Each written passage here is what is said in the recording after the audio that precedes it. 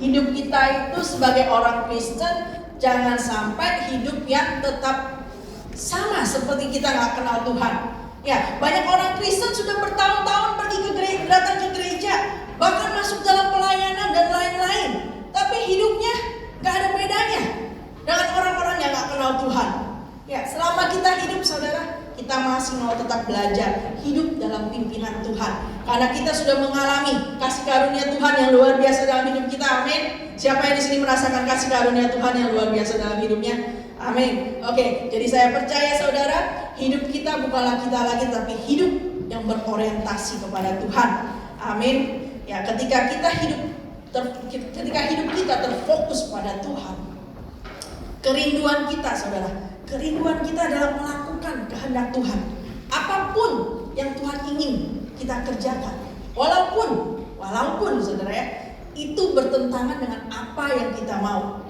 Ya, waktu itu kita sudah membahas tentang membalas orang lain sesuai dengan apa yang mereka perbuat kepada kita, atau menuruti firman Tuhan untuk mengampuni. Kita sudah bahas, jadi saya nggak bahas lagi. Kita juga sudah membahas kenapa hidup kita harus berorientasi kepada Tuhan. Kenapa hidup kita harus terfokus pada Tuhan.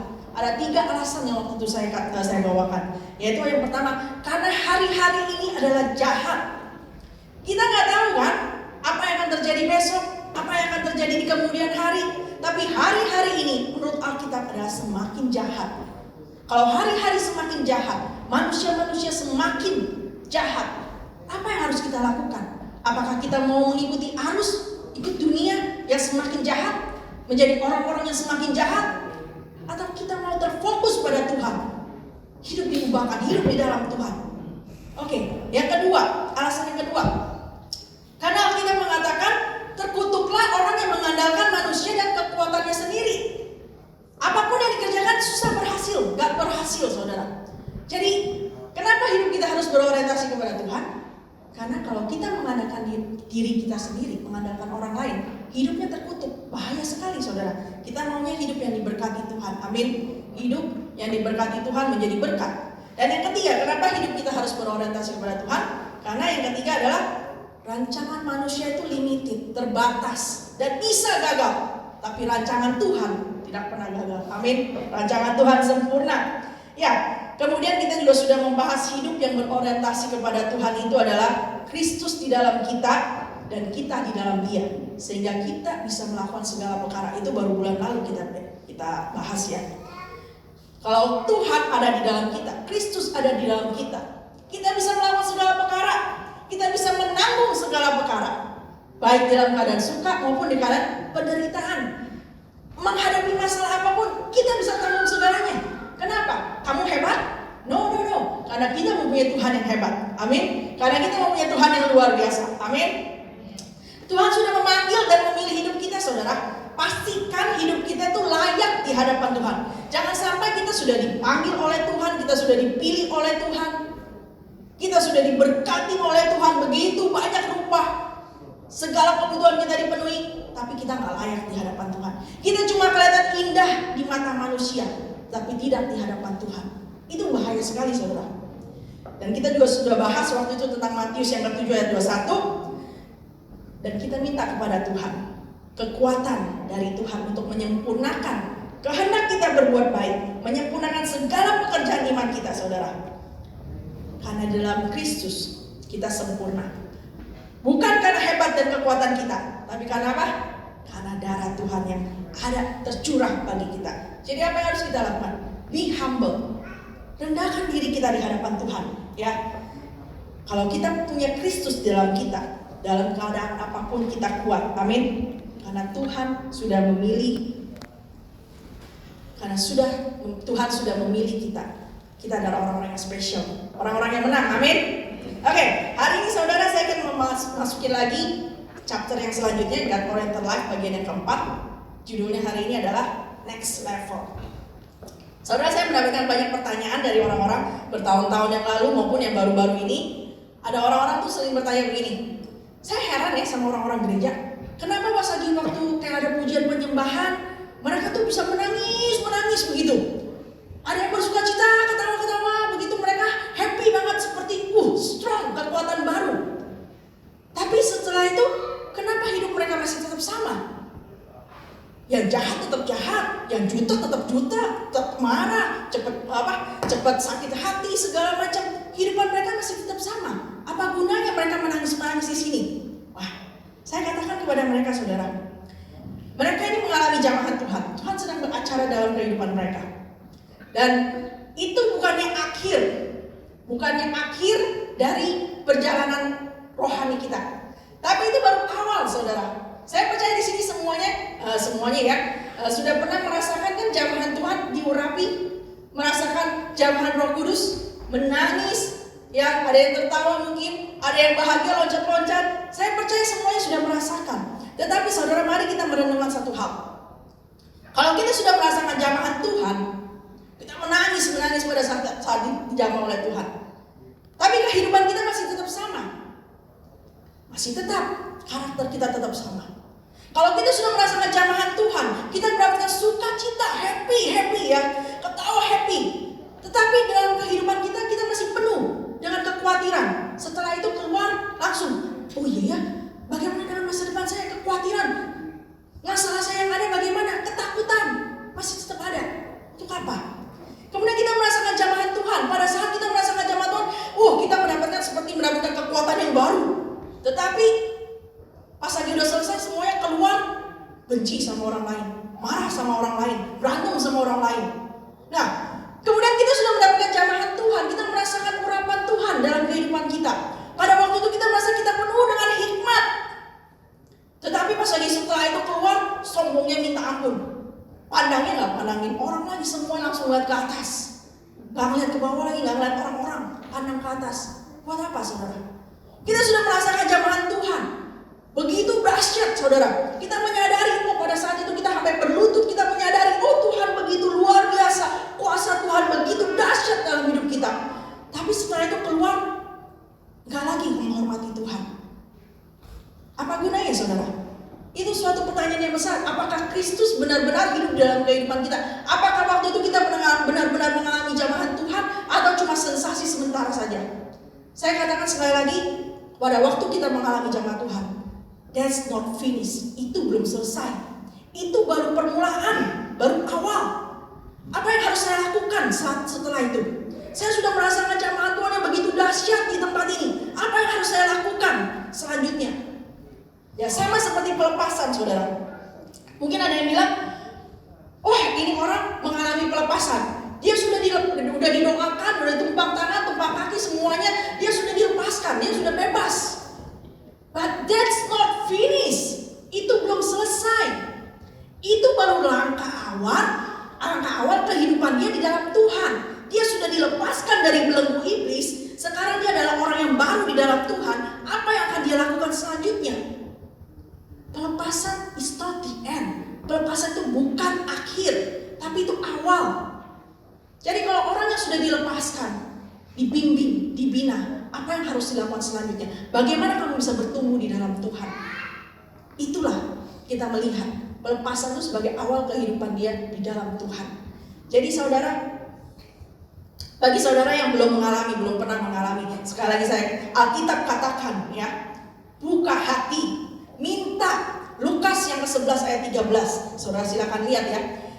Dia akan memberikan Roh Kudusnya kepada siapa? Kepada mereka yang meminta kepadanya.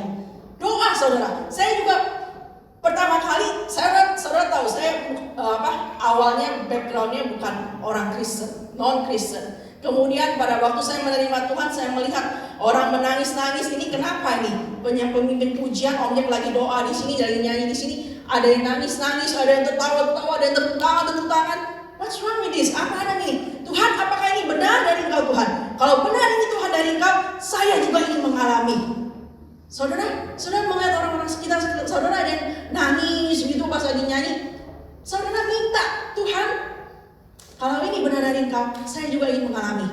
Jamah hatiku saya, jamah hatiku, buka hati saya Tuhan untuk bisa mengalami Engkau. Minta Roh Kudus dari Bapa. Ya, dia akan memberikan Roh Kudus kepada mereka yang meminta kepadanya. Ya, ketika orang dipenuhi Roh Kudus, kita merasakan jamahan Tuhan. Saudara, Roh Kudus akan memimpin kita pada kebenaran. Roh Kudus akan membawa kita insaf akan dosa. Roh Kudus akan membawa kita pada penghakiman, mengerti penghakiman ya. Hidup kita akan memuliakan Tuhan. Ya saudara, oleh sebab itu saudara, jangan heran kalau ketika kita mau semakin dekat kepada Tuhan, serangan iblis itu akan semakin gencar. Serangan iblis itu akan semakin kita rasakan. Iblis itu dengan berbagai cara, berbagai tipu dayanya, dia berusaha untuk mengancam, merusak, membuat kita itu lemah dan jatuh kembali ke dalam dosa. Ya, berbagai tuduhan, dakwaan, oh kamu gak layak, oh siapa sih kamu itu orang yang gak berkenan di hadapan Tuhan, Tuhan gak seneng lah sama kamu, masa lalu kamu itu jelek banget, masa lalu kamu itu buruk, kamu itu sampah. Iblis dengan berbagai cara membuat kita kehilangan damai sejahtera yang sudah Tuhan berikan kepada kita, saudara. Jika kita semakin, kenapa? Karena kalau kita semakin terpesona akan Tuhan, kalau hati kita sudah merasakan jamahan Tuhan, hati kita itu meletup-letup, hati kita itu bergairah sekali untuk Tuhan, saudara. Apapun yang ingin saya apapun yang bisa saya kerjakan untuk Tuhan, saya pengen kerjakan. Itu hati kita yang dipenuhi oleh Roh Kudus. Apa Tuhan yang ingin saya apa Tuhan yang bisa saya kerjakan untuk kemuliaan-Mu Tuhan? Apa Tuhan? Kau begitu baik. Hati kita itu bergairah, saudara. Ya, kalau that's why, itulah sebabnya kenapa serangan iblis semakin gencar. Karena semakin kita terpesona akan Tuhan, semakin kita mau mengasihi Tuhan, semakin kita haus dan lapar akan Tuhan, iblis itu kehilangan kontrol atas kehidupan kita. Iblis itu gak punya pegangan lagi dalam kehidupan kita. Dulu ini si Mila hopeng ya sama gue ya, kok sekarang ini si Mila jadi ikut Tuhan ya. Dia mau benar-benar ikut Tuhan, gak mau lagi melakukan perkara-perkara yang gue suka. Gimana ini?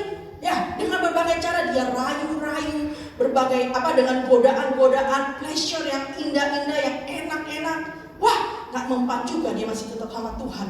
Oke, dengan cara apa lagi? Karena dikasih pleasure dia gak jatuh. Sekarang saya kasih tekanan yang begitu berat, kasih banyak masalah dalam kehidupan dia, biar dia tuh gak mau dekat lagi sama Tuhan, biar dia tahu Tuhan itu buat dia menderita. Dan akhirnya apa? Banyak manusia yang gagal, banyak manusia yang sudah merasakan jamahan Tuhan, urapan Tuhan, tapi akhirnya mundur begitu aja karena tipu daya iblis yang membuat mereka jauh dari Tuhan. Saudara, kita harus ingat satu hal. Kita sudah ditebus oleh darah Kristus. Amin. Kita ini kalau misalnya ngomongin soal Mila, semua udah pada tahu lah. Oke. Tapi mari kita renungin lagi, apa arti darah Kristus bagi kehidupan kita? Itu belenggu-belenggu iblis semua dipatahkan oleh kuasa darah Tuhan. Segala ikatan-ikatan iblis dalam kehidupan kita semua udah dipatahkan. Tapi itu belum berakhir. Bagaimana kita mau lebih lagi di dalam Tuhan? Kita sudah menjadi manusia yang baru dalam Tuhan. Karena belenggu iblis sudah dipatahkan dari kehidupan kita. Dulu orangnya pemabuk, suka nyeleweng, terus itu suka berjudi dan segala macam. Oleh kuasa darah Yesus, dia telah dipatahkan. Iblis gak berkuasa lagi. Orang itu bisa menjadi orang yang baru di dalam Tuhan. Tetapi iblis gak tinggal diam. Pasti akan terus menggoda, pasti akan terus menekan. Saudara akan kembali ke iblis atau mau berlari semakin dekat ke Tuhan? Lari ke iblis? Ada yang di sini mau lari kembali lagi? Gak ada ya. Saya mau lari lebih lagi mendekat kepada Tuhan. Amin. Oke, jadi saudara, selanjutnya lagi, sekali lagi ya saudara ya, bagi kita yang sudah merasakan jamahan Tuhan, bagi kita yang sudah merasakan kasih Tuhan, mengalami kasih Tuhan dalam kehidupan kita, don't stop. Jangan stop sampai di sana.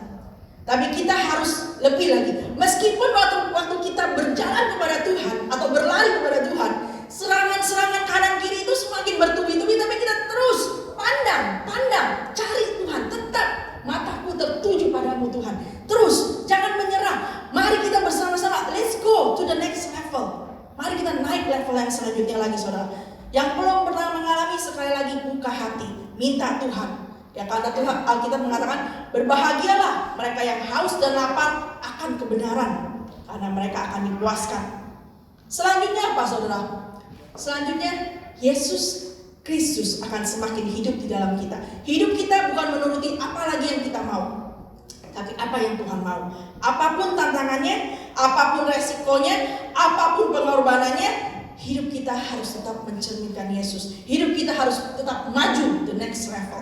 Oke? Ketika Tuhan mau kita merendahkan diri, rendahkan diri. Ketika Tuhan mau kita mematikan kedagingan, matikan kedagingan.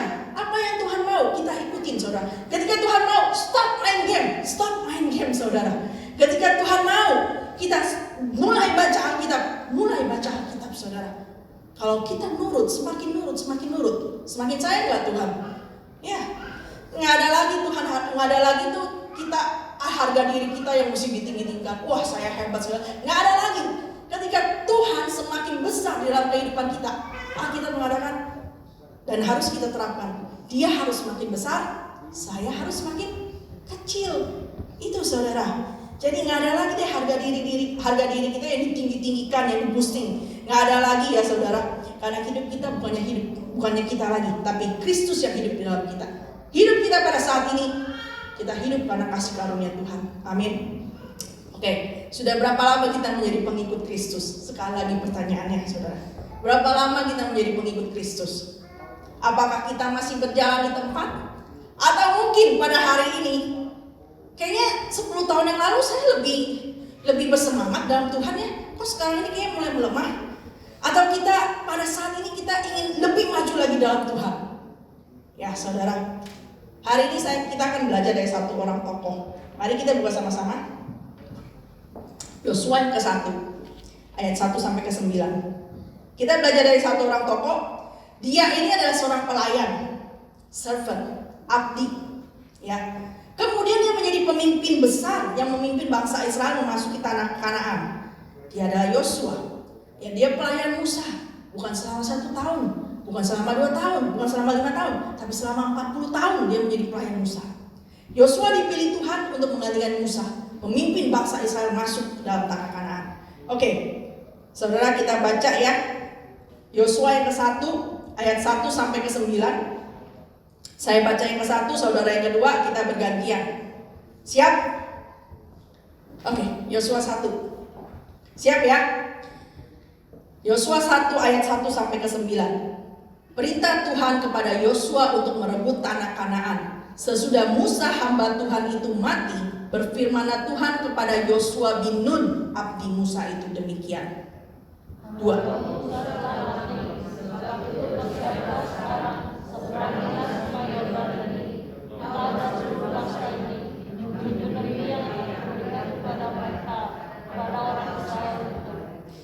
Setiap tempat yang akan diinjak oleh telapak kakimu, kuberikan kepada kamu seperti yang telah kujanjikan kepada Musa.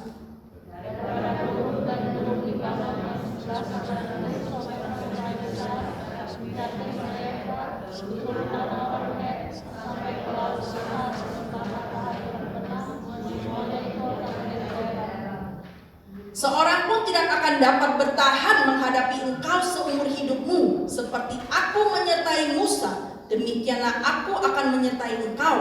Aku tidak akan membiarkan engkau dan tidak akan meninggalkan engkau.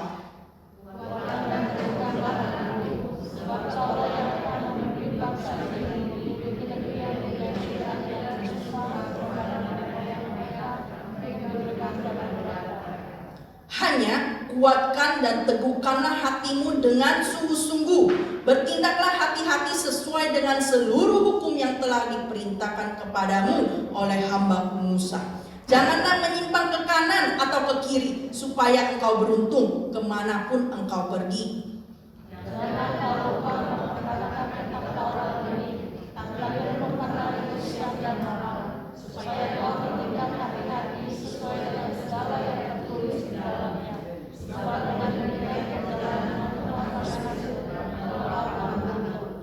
Bukankah telah kuperintahkan kepadamu, kuatkan dan teguhkanlah hatimu.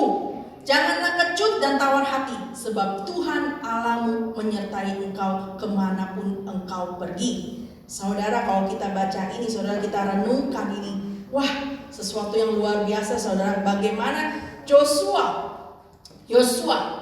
dia, kita tahu dia adalah seorang hamba, seorang abdi, seorang pelayan dari Musa. Ya, kemana Musa pergi, dia ngikut. Musa bangun pagi, dia bangun lebih pagi bangun siang, dia tetap bangun pagi untuk melayani Musa. Waktu Musa pergi ke Gunung Sinai, dia ada di bawahnya, menunggu. Padahal orang-orang Israel pada waktu itu apa yang mereka lakukan?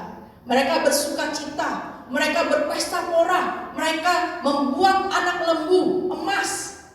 Mereka sujud menyembah anak lembu emas itu. Mereka mempersembahkan korban kepada anak lembu emas itu. Tapi Yosua menunggu Musa yang lagi di atas ngobrol enak dengan Tuhan. Kemudian waktu 12 pengintai, saudara tahu, ingat 12 pengintai, 10 pengintai memberitakan kabar yang buruk. Wah, orang di sana gede-gede, kita akan dimakan, gak bisa. Tapi Yosua dan Kaleb, mereka tetap percaya, mereka tetap beriman. Mereka tahu kalau Tuhan sudah menjanjikan, dia pasti menggenapi. Tanah Kanaan, walaupun orang-orang yang gede dan segala macam dan bisa memakan kita, tapi Tuhan sudah berfirman, maka dia akan memberikan. Dia berpegang pada janji Tuhan. Yosua, dia itu seorang hamba, seorang abdi Musa. Meskipun seorang pelayan, tapi mata Tuhan tertuju pada dia. Saudara percaya? Tetap pada waktu dia melayani Musa, mata Tuhan tertuju pada Yosua. Dia melihat kesetiaan Yosua itu seperti apa dalam menjalani tugasnya. Meskipun dia seorang pelayan, meskipun waktu menang perang bukannya nama Yosua yang ditinggikan, tapi Musa. Meskipun dia nggak mendapatkan nama, tetapi Tuhan melihat kesetiaannya. Tuhan melihat bagaimana dia itu taat pada pimpinan Musa, bagaimana dia membela Musa. Dia melihat, Tuhan melihat bagaimana kerendahan hati Yosua. Jadi pada waktunya dia akan mengangkat Yosua. Seperti itu kita belajar, saudara. Walaupun pada saat ini kita adalah pelayan. Saya percaya kita semua ini sebagian itu pelayan ya. Orang yang bekerja di kantor, kita bawahan, ya ada kan di sini. Terus suami istri, ya kita juga istri itu sebagai hamba kan, sebagai hambanya suami, dan suami menjadi hambanya Tuhan. Gitu. Kita percaya, walaupun hal-hal kecil yang kita lakukan, kita seorang pelayan. Anak-anak kepada orang tua, ya anak-anak juga. Ketaatan kita sekecil apapun, Tuhan menilai. Mata Tuhan tertuju. Gak ada yang luput, saudara. Apapun yang dikerjakan oleh Yosua selama dia menjadi seorang hamba, seorang pelayan, Tuhan memperhitungkan segalanya. Sehingga ketika Musa mati, Yosua diangkat. Dari seorang pelayan loh, saudara. Dari seorang pelayan menjadi pemimpin besar bangsa Israel, yang memimpin bangsa Israel untuk masuk dalam tanah Kanaan, saudara. Hidup kita ini, saudara, dalam hidup ini sekarang nggak ada hal yang mustahil. Amin. Mungkin sekarang ini kita bisa menjadi pelayan, cleaner mungkin, atau yang apa. Tapi pada saat kita mengerjakan segala sesuatu dengan setia, dengan taat, melayani apapun, termasuk di dalam sini terutama ya, pelayanan apapun, sekecil apapun, kita melayani dengan setia, maka Tuhan memperhitungkan segalanya. Nggak ada yang sia-sia di hadapan Tuhan. Amin. Ya, saudara. Saudara masih ingat kan waktu yang kesaksian yang waktu bulan lalu yang saya bawakan tuh, ini si Ibu Judith Halim ya, dari seorang satpam naik tingkat operator, naik tingkat lagi manajer, naik tingkat lagi menjadi apa? Managing director ya, terakhir itu menjadi direktur, dan sekarang dia menjadi pengusaha. Dia bisnis restoran, membantu orang-orang yang di Kambodia, Indonesia, Filipina. Dia bekerja untuk itu. Jadi nggak ada yang mustahil buat Tuhan. Mungkin pada hari ini kita masih berjalan kaki ke gereja, mungkin kita berjalan kaki tempat kerja. Nggak ada yang mustahil buat Tuhan ketika kita menghormati Tuhan. Ke depannya, siapa tahu ada mobil, Tuhan memberkati, ya kan? Dulu mungkin sekarang ini kita nggak ada kerjaan apa-apa, saudara. Tapi pada saat kita setia untuk melayani Tuhan, bukan cuma berkat finansial, bukan cuma berkat keuangan, lebih dari itu Tuhan sediakan buat kita. Amin. Yang paling penting lagi apa? Damai sejahtera Tuhan yang berbeda dengan dunia. Gak ada yang bisa kasih kita. Karena Yohanes yang ke-14 ayat 27, damai sejahteraku kuberikan kepadamu. Apa yang kuberikan kepadamu tidak sama seperti yang dunia berikan. Itu yang paling penting. Kalau orang gak punya damai sejahtera, saudara mau sekaya apapun, yang mau hidup saudara seenak apapun, mungkin makan di piring emas gitu ya, sendoknya dari dihiasi dengan berlian-berlian. Kalau saudara nggak punya damai sejahtera, percuma. Makanan seenak apapun yang ada depan saudara, nggak punya damai sejahtera untuk makan, percuma. Makanannya ini nggak enak lah, itu nggak enak lah. Tapi pada saat saudara punya damai sejahtera dari Tuhan, ya, walaupun rumahnya masih unit 1 kamar, tetapi saudara bisa bersuka cita. Walaupun pekerjaannya di tempat kerja capek kerja dari jam 7 sampai jam 6 pagi, dari jam 7 pagi sampai jam 6 sore, tapi saudara masih bisa bersuka cita. Ada damai sejahtera. Walaupun lagi dalam keadaan kondisi ini, jam saudara kerja dikurangi dari jam 7 sampai jam 10 pagi, saudara masih bisa bersuka cita. Kenapa? Karena punya damai sejahtera dari Tuhan. Percaya Tuhan pasti memelihara hidup saya. Gak ada yang mustahil. Gak ada yang mustahil. Jadi itu saudara, jangan sampai saudara kita gak mendapatkan kasih karunia Tuhan. Mata Tuhan tertuju pada setiap orang, memperhitungkan segalanya. Walaupun dia adalah seorang pelayan, tapi bisa diangkat saudara. Oke, kita baca ayat yang kedua. Nah, ini ayat yang kedua sampai ke 5. 1 sampai ke 5 itu adalah janji Tuhan, berkat Tuhan. Berkat Tuhan bagi Yosua, bagi bangsa Israel, ya. Tuhan sudah meneguhkan kepemimpinan Yosua dengan meneruskan janji. Janji ini Tuhan ucapkan pada Musa. Tapi Musa sudah mati, akhirnya Yosua diangkat. Dan Tuhan meneruskan janjinya ini saudara. Setiap tempat yang akan diinjak oleh telapak kakimu, kuberikan kepada kamu, seperti yang telah kujanjikan kepada Musa. Dan kemudian selanjutnya lagi ayat yang keempat. Dari padang gurun dan gunung Libanon yang sebelah sana itu sampai ke sungai besar, yakni sungai Efrat, seluruh tanah orang Het, sampai ke laut besar di sebelah matahari terbenam, semuanya itu akan menjadi daerahmu. Wah, saudara, saya ingat waktu ayat yang ketiga ini beberapa tahun yang lalu, pas lagi saya lagi berdoa, Tuhan mengingatkan ini, ayat yang ketiga ini, setiap tanah yang diinjak oleh telapak kakimu, kuberikan kepadamu. Wah, suatu janji yang luar biasa. 20 tahun yang lalu saya ke sini, lebih dari 20 tahun. 23 tahun yang lalu saya datang ke sini, nggak punya pengharapan apa-apa. Kemarin juga Om Jack bersaksi, waktu dia datang ke sini cuma bawa uang $500 dan semuanya sekarang diberkati oleh Tuhan. Saya waktu datang ke sini, saya nggak punya pengharapan apa-apa. Bahkan saya bilang, saya nggak mau tinggal lama-lama di sini. Saya nggak mau menikah dengan orang-orang sini. Saya nggak mau. Saya tetap mau pulang ke Indonesia. Tapi janji Tuhan saudara, setiap tanah yang kita injak diberikan kepada kita. Pegang teguh janji itu saudara. Saudara yang belum mempunyai PR, siapa tahu suatu hari perkenanan Tuhan dicurahkan kepada saudara, dibuka pintu PR. Saudara yang mempunyai rumah, suatu hari perkenanan Tuhan tercurah atas kehidupan saudara. Saudara memiliki rumah. Tidak ada yang mustahil saudara ya. Jadi saudara, kita lanjutkan lagi. Ayat yang kedua sampai ke 5 itu adalah janji Tuhan bagi orang-orang pilihannya. Tanah yang kita injak menjadi milik kita. Dia menyediakan tempat bagi kita, amin. Daerah yang begitu luas, dari ujung ke ujung Tuhan sediakan. Oke. Ayat yang kelima saudara. Seorang pun tidak akan dapat bertahan menghadapi engkau seumur hidupmu. Seperti aku menyertai Musa, demikianlah aku akan menyertai engkau. Aku tidak akan membiarkan engkau dan aku tidak akan membiarkan engkau dan tidak akan meninggalkan engkau. Saudara, ini penting loh ayat ini, ayat yang kelima ini. Seperti Tuhan menyertai Musa, Tuhan juga akan menyertai Yosua. Gak ada seorang pun yang akan bertahan menghadapi Yosua. Saudara ingat bagaimana Tuhan sendiri yang membela Musa. Pada waktu Musa menjadi pemimpin, bukannya gak ada hambatan. Saudara tahu kan, waktu Harun dan Miriam, mereka berkata, emangnya Tuhan cuma bisa pakai Musa sebagai perantara? Pakai kita juga bisa. Mereka berusaha, mereka mau berontak karena Musa waktu itu kawin dengan perempuan yang mereka gak setujui. Dan akhirnya apa? Apa yang terjadi dengan Miriam? Dia penuh dengan kusta selama 7 hari. Bagaimana Tuhan membela Musa? Lebih lagi saudara, luar biasa lagi saudara. Musa sebagai pemimpin itu dikatakan dia sangat lembut hatinya, lebih dari semua manusia di bumi. Wah, lembut hatinya saudara ya. Karena Tuhan tahu Musa begitu lembut hatinya, makanya Tuhan begitu protect dia, saudara. Jadi kita harus lembutkan hati. Kalau Tuhan itu menginginkan sesuatu dari kita, jangan keraskan hati, lembut hati kita, oke? Ya, kemudian ada lagi pemberontakan yang lain. Korah, Datan, dan Abiram. Saudara, apa yang terjadi? 3 orang pemimpin ini, Korah ini dari suku Lewi, pelayan Tuhan.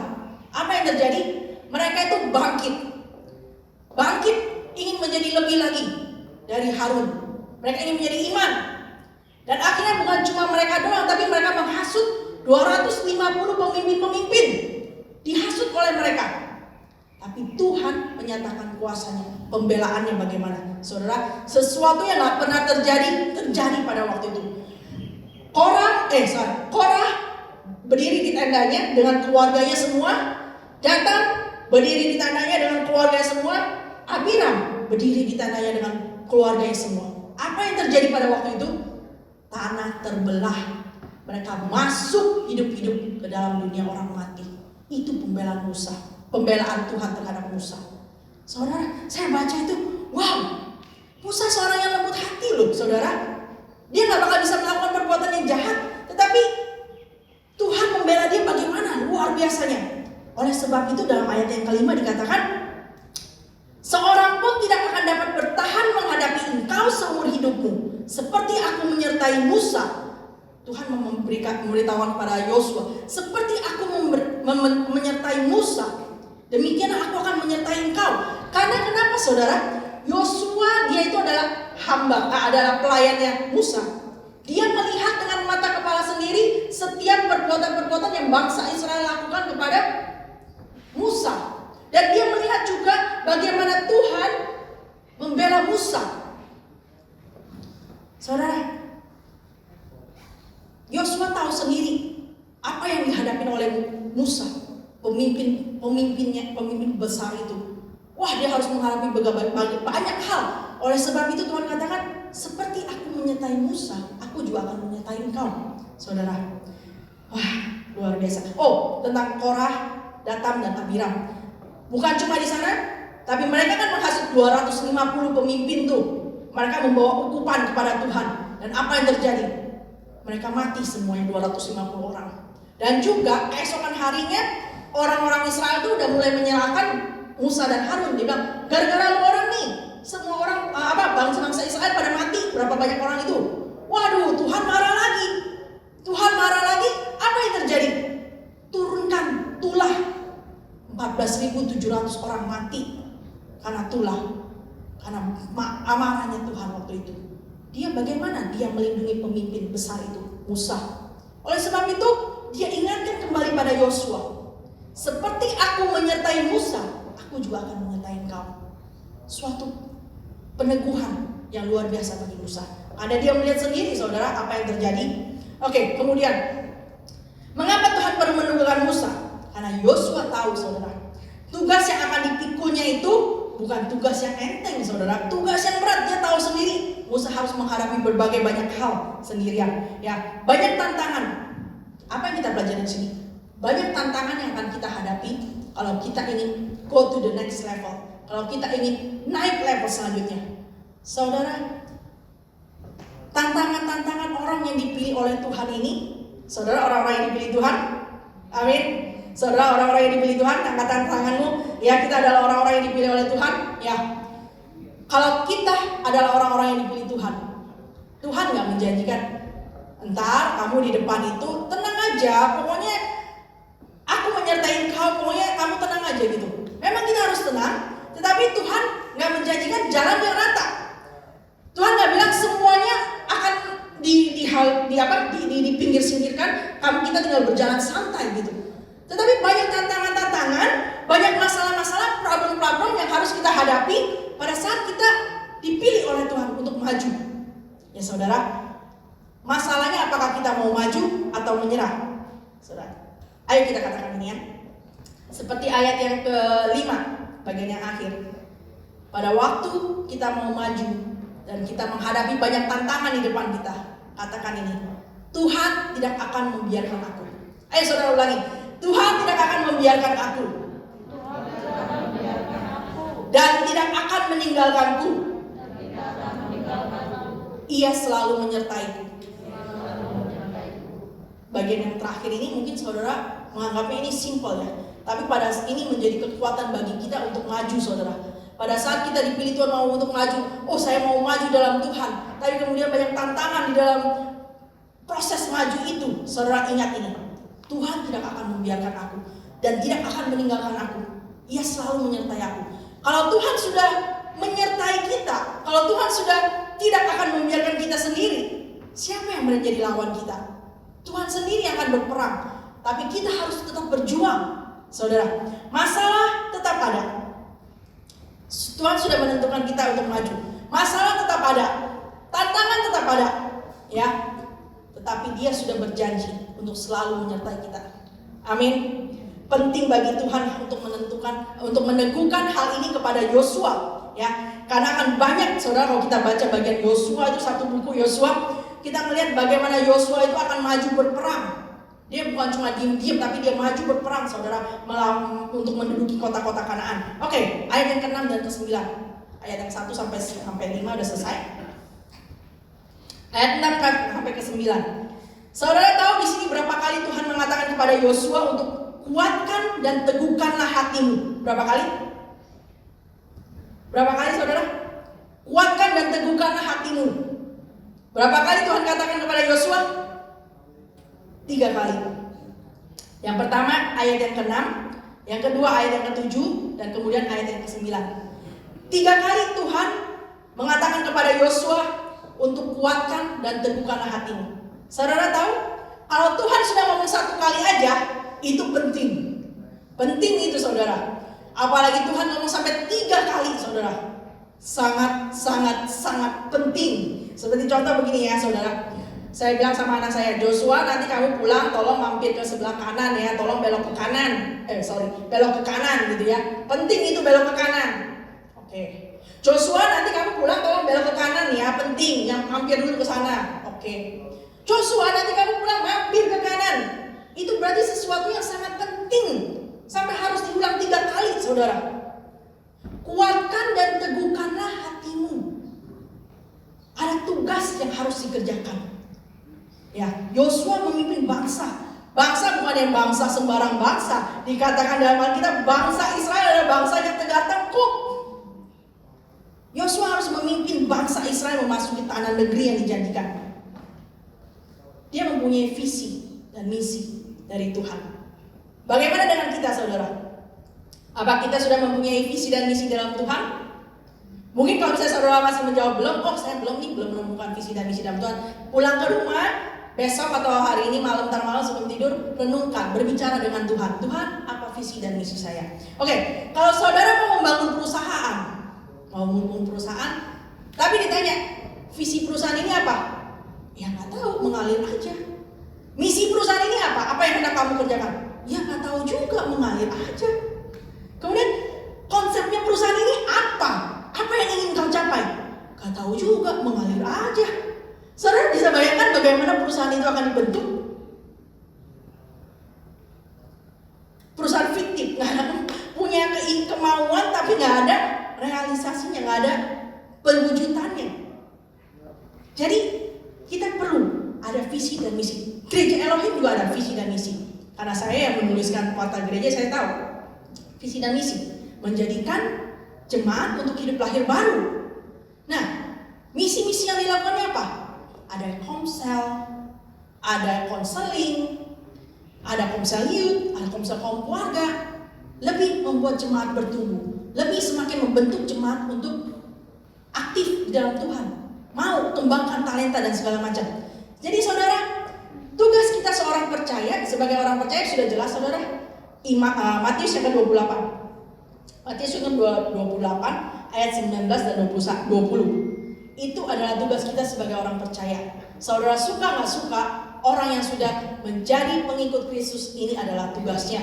Oke, Matius ke-28 ayat 19 sampai 20. Siap untuk baca bersama? Biar kita merenungkan ya. Matius ke-28 ayat 19 sampai 20. Kita baca bersama ya. Siap? 1, 2, 3. Karena itu pergilah, jadikanlah semua bangsa muridku, dan baptislah mereka dalam nama Bapa dan Anak dan Roh Kudus. Dan ajarlah mereka melakukan segala sesuatu yang telah kuperintahkan kepadamu. Dan ketahuilah, aku menyertai kamu senantiasa sampai kepada akhir zaman. Jadi tugas untuk menjadikan semua bangsa murid Tuhan itu bukan cuma tugas hamba Tuhan. Kita pun orang-orang yang sudah mengikut Tuhan, menjadi tugas kita.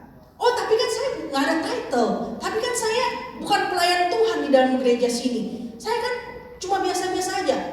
Tapi kita sudah dipilih oleh Tuhan, sudah menjadi pengikut Kristus. Setidaknya melalui kehidupan kita sehari-hari, kita mencerminkan Kristus dalam kehidupan kita. Kita bisa menjadi berkat bagi orang lain. Saudara, amin. Ya, saudara ingin maju, harus punya visi dan misi. Apa yang harus kita kerjakan, ya. Kemudian saudara, di samping itu ada pula misi-misi khusus yang harus kita lakukan kepada setiap orang. Ada misi khusus yang harus kita lakukan. Yosua, visinya adalah memimpin bangsa Israel untuk memiliki negeri yang sudah dijanjikan. Kemudian misinya apa?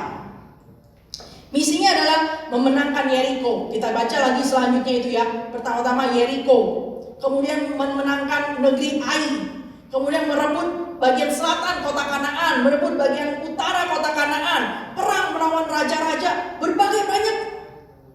Semuanya dia harus kerjakan satu persatu. Dan terakhir, dia mengatur pembagian tanah yang menjadi milik pusaka bangsa-bangsa Israel.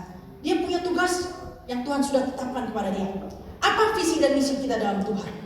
Ya, minta Tuhan nyatakan, saudara. Minta Tuhan tunjukkan. Tuhan, saya belum punya nih visi dan misi. Minta Tuhan, bagaimana caranya kita untuk menjalankannya? Kita nggak tahu. Tanpa pimpinan Tuhan, dengan kekuatan kita sendiri kita mengerjakan segala hal. Tapi minta visi dan misi dari Tuhan. Minta pimpinan Tuhan. Tuhan yang menentukan, jangan kita yang tentukan, saudara. Jadi kita doa, Tuhan, saya sudah menentukan untuk masuk dalam pelayanan ini. Tuhan ikut aja deh. Pokoknya saya yang kerjain, Tuhan ikut aja. Nah, saudara mau yang mana? Tuhan, saya nggak tahu pelayanan apa yang saya harus kerjakan. Selama ini saya mengerjakan apa yang sebisa saya bisa, tapi Tuhan tunjukkan secara spesifik visi dan misi saya itu apa. Apa yang harus saya kerjakan. Tuhan yang pimpin, Tuhan yang sediain semuanya. Amin. Enakan yang mana, saudara? Dipimpin Tuhan atau kita yang mimpin Tuhan? Dipimpin Tuhan. Amin. Amin, saudara ya. Ya, Tuhan yang menentukan, ya kehendak Tuhan yang terjadi, saudara. Kita ikut aja, saudara, maunya Tuhan. Temukan talenta kita, kembangkan talenta kita. Kita bersyukur, saudara. Kita bersyukur di tempat ini.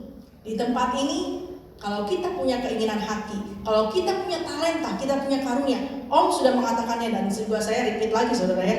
Om, saya juga bersyukur ditempatkan di tempat sini. Walaupun belum ada gelar pendeta, saudara, tapi Om memberikan kesempatan untuk mengembangkan talenta, untuk mengembangkan karunia yang Tuhan berikan, saudara.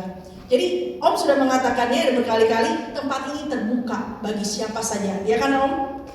Terbuka bagi siapa saja yang mempunyai hati untuk melayani, hati yang mau memberikan yang terbaik untuk Tuhan. Tempat ini terbuka, saudara. Ya, saya juga nggak tahu kalau misalnya saya akan ditempatkan sebagai membawa firman Tuhan di sini. Juga nggak tahu, karena pada waktu saya mau masuk dalam pelayanan, saya berdoa, Tuhan, apa yang ingin Tuhan saya kerjakan? Terserah sama Tuhan.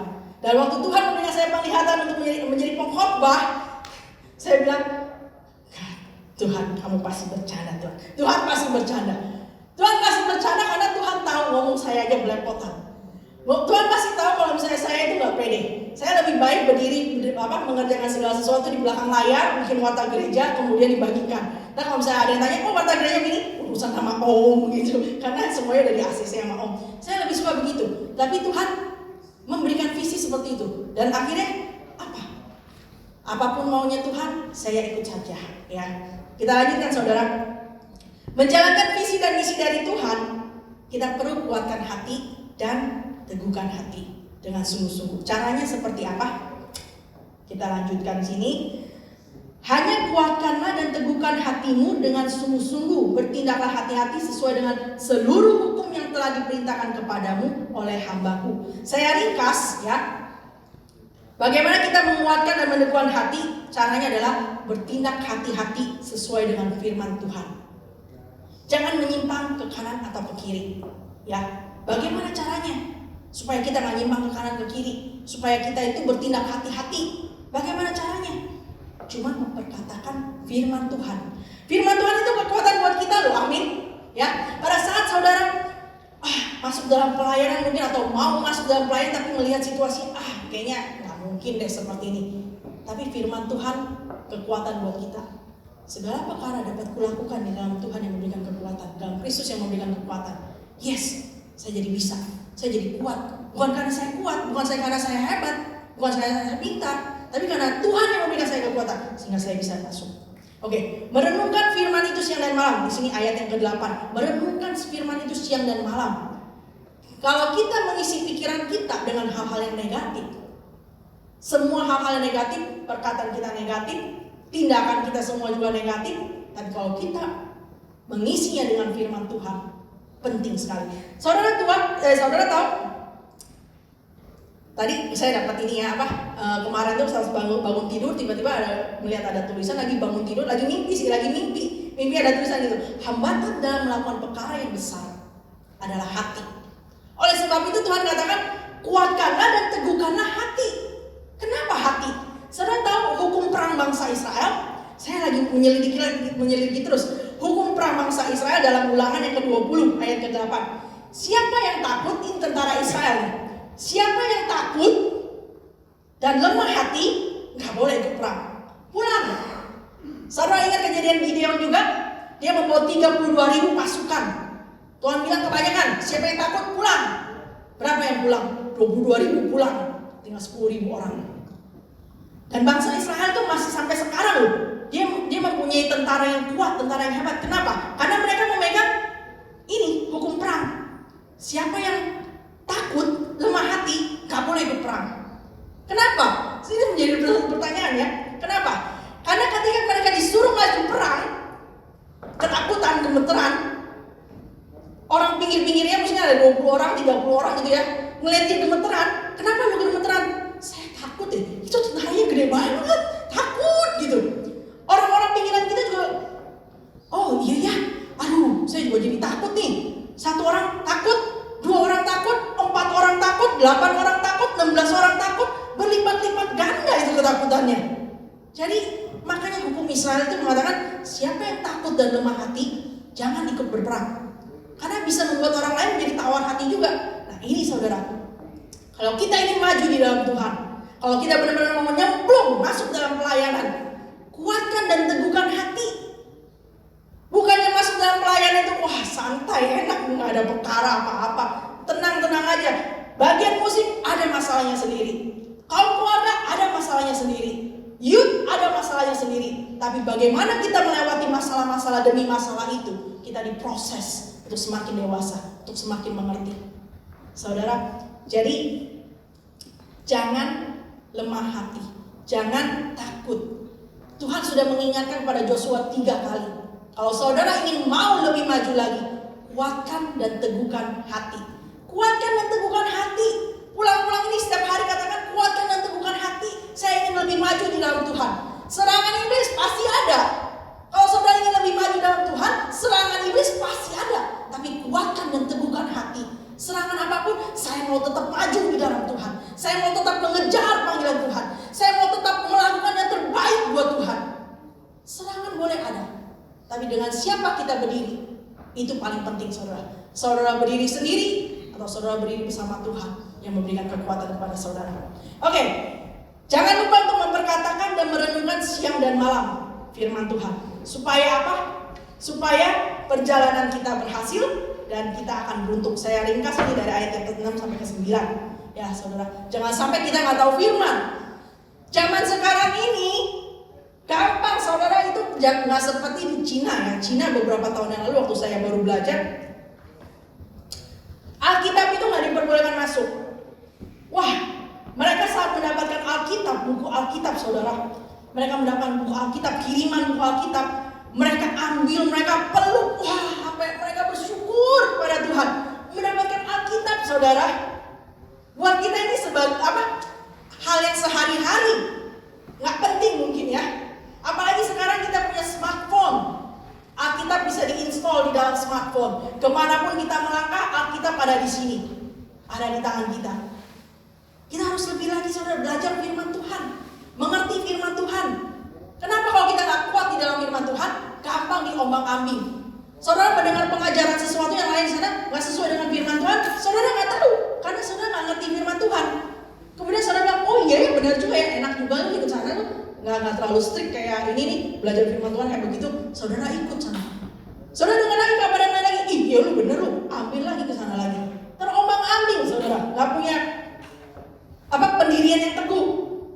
Apalagi gampang yang paling parah. Orang yang gak mengerti firman Tuhan gampang disesatkan. Orang bisa memasukkan pemikirannya sendiri. Saya masukkan pemikiran saya, kemudian saya ajarkan. Ambil satu ayat kecil, kemudian saya ajarkan. Menyesatkan banyak orang. Saudara gak tahu, karena saudara gak mengerti firman Tuhan. Tapi saya sesatkan. Saudara gak tahu kan, ikut aja kan, nyemplung. Oleh sebab itu kan Alkitab mengatakan di zaman-zaman akhir ini banyak pengajaran-pengajaran palsu, nabi-nabi palsu. Tapi dari buahnya lah kita tahu. Ya, firman Tuhan harus menjadi dasar yang teguh buat kita untuk maju dalam pelayanan supaya kita bisa berdiri teguh pada saat tantangan ada segala macam. Ya, semakin kita semakin dewasa rohani, gak gampang terombang-ambing. Siap untuk maju saudara? Siap untuk maju? Amin. Siap untuk maju? Amin. Siap untuk maju ke next level ya? Ya oke, amin. Jadi saudara, kuatkan dan teguhkanlah hati. 3 kali Tuhan ngomong. Bukan karena Tuhan itu gak ada kerjaan. Ngapain sih Tuhan ngomong 3 kali? Karena Tuhan tahu itu penting banget. Kuatkan dan teguhkan hati. Karena dia tahu kita mau masuk dalam pelayanan, kuatkan dan teguhkan hati. Kita mau lebih dekat kepada Tuhan, mau lebih banyak lagi doa dalam Tuhan, kuatkan dan teguhkan hati. Karena gampang banget tersesat saudara. Jadi hari ini kita belajar dari Yosua bagaimana dia seorang pelayan, seorang abdi, bisa diangkat Tuhan menjadi seorang pemimpin yang besar. Dan kita pun bisa. Tapi banyak tantangan yang harus dilakukan, harus dihadapi. Dan kita percaya Tuhan tidak akan meninggalkan kita. Tuhan akan menyertai kita. Amin. Sehingga segala perkara dapat kita lakukan bersama dengan Kristus. Amin. Oke, mari kita tundukkan kepala. Tuhan Yesus, terima kasih Tuhan untuk firman-Mu pada hari ini Tuhan Yesus. Di tahun yang baru ini Tuhan Yesus, tahun 2021, kami mau mengambil satu langkah di dalam Engkau. Kami tidak ingin lagi menjadi orang-orang Kristen yang hanya pasif, tapi kami ingin maju lebih lagi di dalam Engkau Tuhan Yesus. Engkau tahu Tuhan segala kelemahan dan kekurangan kami. Engkau tahu apa yang bisa kami lakukan, apa yang tidak bisa kami lakukan. Kami mau serahkan segalanya ke dalam tangan-Mu Tuhan. Karena Engkau yang mengenal kami lebih daripada kami mengenal kami sendiri Tuhan. Engkau yang tentukan visi dan misi kami. Engkau yang tentukan apa yang harus kami kerjakan, apa yang harus kami perbuat, apa yang pelayanan mana yang harus kami kerjakan Tuhan. Terima kasih Tuhan Yesus, Engkau melihat hati kami Tuhan. Engkau melihat hati kami, hati yang sudah mengalami kasih-Mu yang begitu besar, hati yang mau berserah sepenuhnya ke dalam tangan-Mu Tuhan, hati yang mau ikut dalam pimpinan Roh Kudus. Biar bukan kami lagi yang hidup, tapi kami hidup di dalam Engkau, Engkau di dalam kami. Tuhan, biar mata kami tertuju padamu, biar hidup kami tetap berorientasi kepadamu Tuhan. Kami mau maju lebih lagi Tuhan Yesus. Seperti Engkau memakai Yosua yang seorang pelayan, Engkau menjadikan dia pemimpin yang besar. Kami percaya Tuhan di tempat ini juga Tuhan Yesus, Engkau akan memakai setiap anak-anak-Mu yang meskipun pada saat ini tidak bisa apa-apa, tapi kami mempunyai hati Tuhan Yesus yang mau Engkau pakai. Suatu saat nanti Tuhan Engkau akan menyatakan kuasa-Mu Tuhan. Engkau akan menyatakan perkenanan-Mu kepada setiap anak-anak-Mu.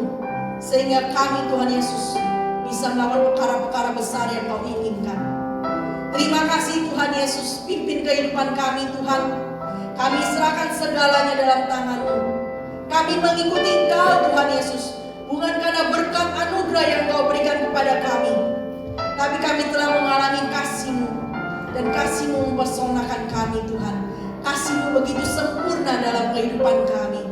Kami mau lebih maju lagi.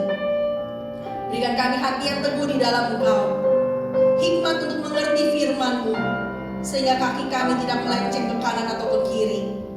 Engkau yang menjaga setiap langkah kaki kami. Terima kasih Tuhan Yesus, kami serahkan segalanya dalam tangan-Mu Tuhan. Biar Roh Kudus-Mu yang terus berbicara kepada kami, memberikan kami pengertian, memberikan kami hikmat, sehingga walaupun kami pulang melakukan setiap aktivitas kami, Engkau tetap berbicara kepada kami Tuhan. Engkau kembangkan Tuhan Yesus talenta-talenta setiap anak-anak-Mu di tempat ini. Engkau melihat setiap hati Tuhan Yesus yang mau melayani Engkau, yang berkomitmen kepada Engkau Tuhan. Jamah Tuhan Yesus, biar kuasa-Mu Tuhan yang bekerja penuh dalam kehidupan kami. Kami berikan hidup kami sepenuhnya dalam tangan-Mu Tuhan. Tangan yang menjagai kami, tangan yang memelihara hidup kami, tangan yang selalu menyertai kami dalam keadaan apapun. Biar kasih kuasa-Mu Tuhan terus melingkupi hati kami, terus menjamah kami Tuhan, menguatkan dan meneguhkan kami di dalam Engkau. Karena Engkau tahu hati kami sering lemah, karena Engkau tahu hati kami sering tawar, karena Engkau tahu hati kami sering takut. Tapi pada hari ini Engkau katakan, kuatkan dan teguhkan hatimu. Terima kasih Tuhan Yesus. Terima kasih untuk segalanya Tuhan. Kami percaya Tuhan, firman-Mu tidak akan kembali dengan sia-sia, dan firman-Mu akan menjadi terang dalam setiap kehidupan kami. Dan kami berikan segala pujian, syukur, hormat dan kemuliaan hanya bagi Engkau Tuhan Yesus, Raja di atas segala raja. Haleluya. Amin. Berikan kemuliaan untuk Tuhan Yesus.